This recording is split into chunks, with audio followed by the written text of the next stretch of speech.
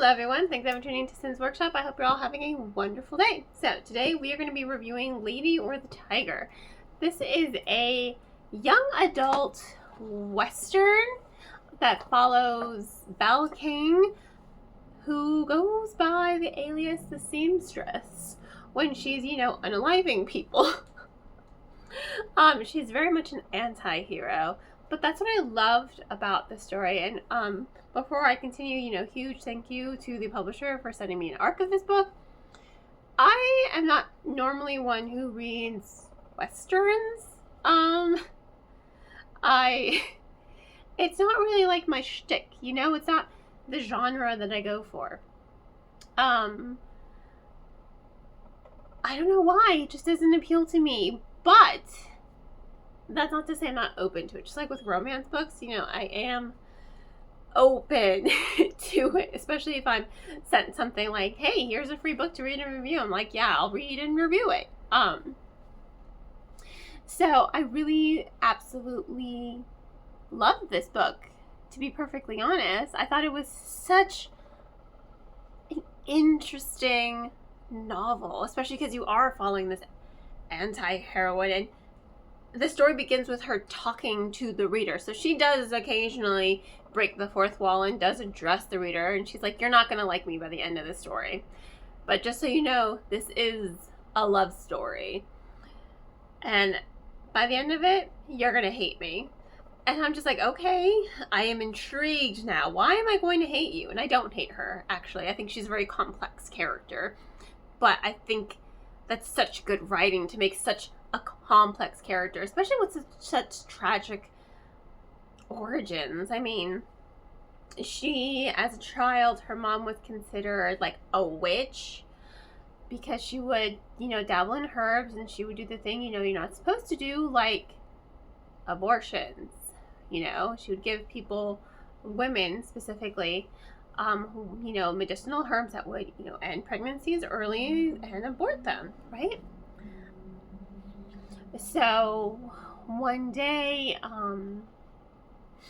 her mother does it for like the pastor's daughter, and it's alluded, just because the baby is so deformed and the way the pastor is acting, it is alluded that he was molesting his daughter and the baby is his, right? So he is both grandfather and father.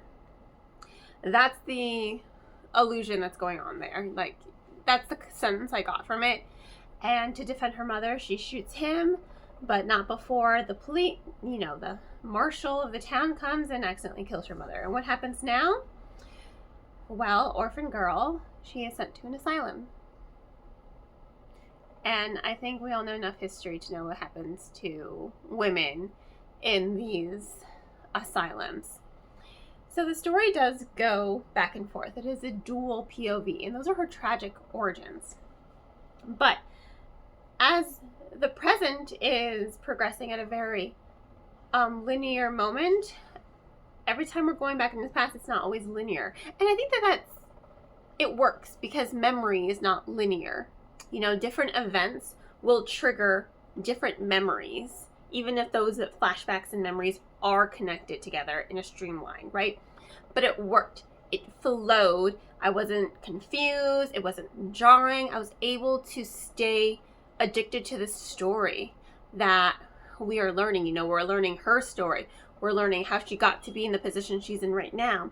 We're learning her relationship with Reginald, A, the marshal who shot her mom, and B, who manipulated her into marrying him to escape the asylum, only to trap her in an physically, emotionally, and mentally abusive relationship. I mean, he is a horrible person. The fact that she says, I'll even let you use the candle on me tonight. And it's just like, that line stuck with me because it just is impactful, and it really does. She doesn't go into detail of the abuse, the author. She gives you these one-liners that are impactful because exactly the kind of abuse that she's facing with this man.